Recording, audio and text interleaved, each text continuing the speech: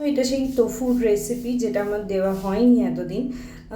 তোফুগুলো পনিরের মতনই দেখতে। প্রথমে তো খুব এক্সাইটেড ছিলাম যেটা কীরকম কী জিনিসটা হবে। এটার মধ্যে ধনে আর এই হলুদ গুঁড়ো আর লঙ্কা গুঁড়ো দিয়ে জাস্ট একটুখানি মাখিয়ে রেখেছিলাম নুন দিয়ে।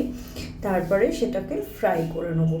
আর ফোড়নে দেবো শুকনো লঙ্কা, তেজপাতা, একটু গরম মশলা দিলে ভালো হয়, পরে দিয়েওছিলাম।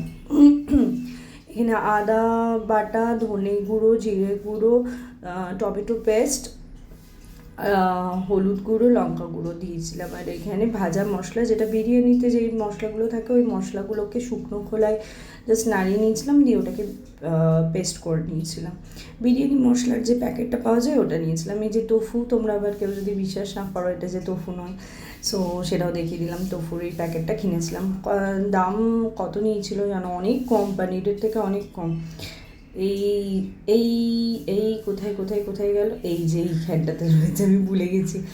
60 রুপিস লেখা আছে। তো তাও বোধহয় একটু কমই পেয়েছিলাম, মনে নেই কত নিয়েছিল। ব্লিঙ্কিট থেকে আনিয়েছিলাম তোফুটা। আর হ্যাঁ, তো এই তোফু খাওয়ার করছি। আর হ্যাঁ, এই তোফু খাওয়ার পেছনের একটাই ব্যাপার, আমি ইউএসএ রিয়া যে আছে ওর ব্লগ খুব দেখি, ভীষণ ভালোবাসি দেখতে। তো মানে রিয়ার ব্লগেই এত তোফু তোফু শুনেছি। ওরা খুব তোফু খায়, পানিরের থেকে অনেক কম, মানে অনেক বেশি পরিমাণে তোফু খায়। তো দ্যাটস ওয়াই এই তোফু আমার রান্না করা আর খাওয়া, বিকজ আমি টেস্ট করতে চেয়েছিলাম তোফু। ওরা এত মানে ওখান থেকেও যখন এখানে ইন্ডিয়াতে এলো ইউএস থেকে, তখনও তোফু কিনে এনেছিল, আমি দেখেছিলাম নিয়ে এসেছিলো অনেকটা তোফু। তো দ্যাটস ওয়াই আমার এই তোফু করা। এবার তোফু বাড়িতেও বানানো যায় কেনার থেকে, আমার সেটাও একবার ট্রাই করার ইচ্ছা আছে। তো চলো রান্নাটা করে নিই। তো এখানে আমি ফোড়নটা দিয়ে দিয়েছি, যে শুকনো লঙ্কা আর তেজপাতা, ঠিক আছে?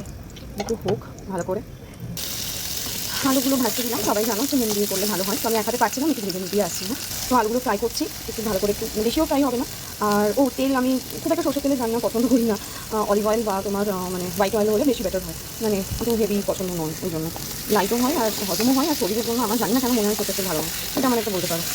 আমি তো এরকমও করি, মাছও মানে সাদা তেলে করে খাইয়ে দিই, বুঝতেও পারে না বাড়ির লোকজন সাদা তেলে করেছি, কোনো গন্ধও থাকে না, কিছুই থাকে না, রঙও ইয়ে হয়, খেতেও টেস্টি হয়। তো এটা সবারই মাথার ব্যাপার যে সাদা তেল মানে সরষের তেল না হলেই হবে না, কিন্তু বাড়িতে সবাই নিতে সরষের তেল, আমাদের বাড়িতে সবই সরষের তেলই রান্না হয়, সাদা তেলে নর্মালি লুচি হয়, আর অলিভ অয়েল কেউ ইউজ করে না, এগুলো আমারই পাগলাম শরীর মোটা দানা দানা নিয়ে।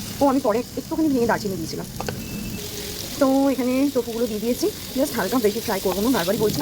আর আমি জানি না পনিরও যদি বেশি ফ্রাই করা হয় না দেখবে খুব স্টিফ হয়ে যায়, তো স্টিফনেসটা যাতে না হয় জাস্ট হালকা নেড়ে নিচ্ছি। ওকে, এরপর মশলাটা পুরোটা দিয়ে দেবো। মশলাটা পুরোটা ঢেলে দিচ্ছি, একটু নাড়িয়ে নিই, হ্যাঁ কষিয়ে নিই। চলো একটু কষুক, আবার ফিরে আসছি। হ্যাঁ, তো ভালো করে কষা হচ্ছে, দেখছো মশলার তেল আলাদা হয়ে যাচ্ছে। এখন একটু কাসুরি মেথি না এই সময়টা ছড়িয়ে দেবো, মানে এই যে এটা দেওয়াতে টেস্টটা পুরো মানে আলাদা ফ্লেভার চলে আসে।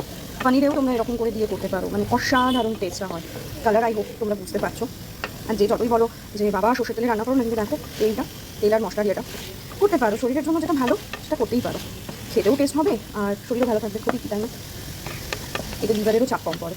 ওকে চলো, তোমাদের বাড়িতে যদি থাকে তাহলে কাসুরি মেথি দিতে পারো, নইলে না দিলেও স্কিপ করে গেলেও চাপ নেই, আমার থাকে সবসময়, তাই আমি দিয়ে দিয়েছি। হ্যাঁ, একদম সেই কষানো হয়েছে, আর গন্ধটা না মানে বলে বোঝাতে পারবো না, ও পুরো গন্ধ।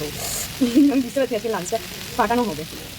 তো জল ঢেলে দিয়েছি আমি, মানে কালারটা অতটাও রেড মানে পুরো লাল হয়েছে, ঝোলটা অত সুন্দর কালারটা আসছে না, বাট ঠিক আছে তোমরা ট্রাই করো। আর আমি যেমন কাসুরি মেথি দিয়েছি, তোমাদের বাড়িতে ধনে পাতা তো সবার কাছেই থাকবে, লাস্টে তোমরা ধনে পাতা দিয়ে দিতে পারো, ঠিক আছে? আর গরম মশলা আমি যেগুলো দেখালাম ওগুলো না দিয়ে এমনি গরম মশলা গুঁড়োও দিতে পারো, কোনো চাপ নেই। আর ঝাল নিজেদের টেস্ট অনুসারে, বাচ্চা থাকলে অবভিয়াসলি একদম ইয়ে করে দেবে। আর যারা ভেজ খায় তাদের জন্য তোফু এই জন্যই ভালো, বিকজ প্রচুর প্রোটিন আছে, হাই প্রোটিন আছে, এই কারণে। তো সবাই বাড়িতে একবার ট্রাই করো, আমার মনে হয় ভালো লাগবে, পনিরের মতন সেম টেস্টও হবে, টেস্ট করে তো অবশ্যই বলবো। আপাতত চলো হয়ে যাক, ফাইনাল লুক তারপর দেখাচ্ছি। তো ফাইনাল লুকটা দেখে নাও তোমরা কেমন হয়েছে। খেতে অসাধারণ হয়েছিল, বাড়িতে প্রত্যেকটা মানুষ বলেছে ভালো হয়েছে। আর মানে মাকে হালকা দুটো পনির এই তোফু তুলে আমি টেস্ট করিয়েছিলাম, মা বলছে গ্রেট, মানে অসাধারণ হচ্ছে, কারণ এত রিচ তো মাকে দেওয়া যাবে না। তো আর মা বললাম বিকজ আমাদের বাড়িতে সবাই পূজার মাকে মানে কাজের লোক থেকে শুরু করে বাড়ির প্রত্যেকটা মেম্বার মাই বলে, তাই আমিও মাই বলি, এটা নর্মালি হয়েই এসেছে। আর বাই দ্য ওয়ে সকলের ভালো লেগেছে, সবাই বলেছে, বাট একটা আলাদা স্মেল আছে, আমি সেটাই তোমাদের এখানে বক বক করে বলছিলাম। ভয়েস ওভার যেহেতু পরে দিচ্ছি সেই জন্য টেস্টটা ভালো করে বলতে পারলাম। খুব একটা টেস্টি বলবো না, টেস্টি করে রান্না করলে ভালো লাগবে। চলো বাই।